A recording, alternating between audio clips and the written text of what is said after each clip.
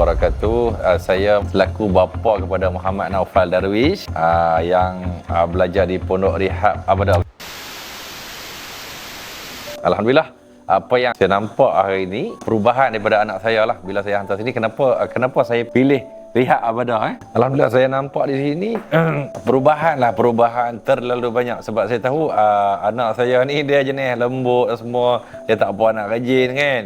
Tapi bila duduk di sini ni, saya nampak memang terlalu banyak perubahan dari segi solat, baca Quran apa semua kan.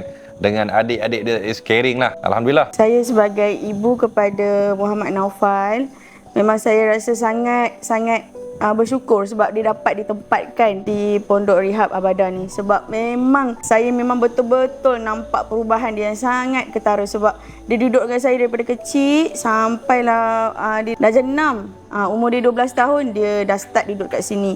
Mula-mula tu duduk dewan makan dia tu dengan rasa macam tak tahu nak gambarkan keadaan mula-mula tu. Tapi bila dari hari ke hari, dari semasa ke semasa dah sampai sekarang ni, nampak dewan pun dah makin cantik.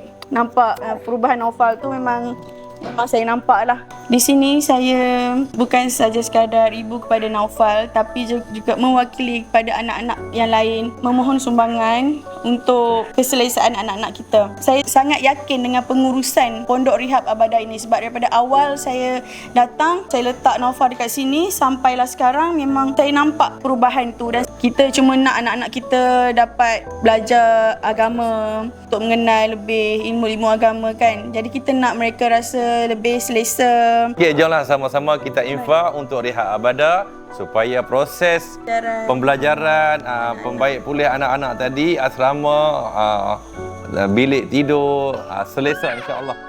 InsyaAllah.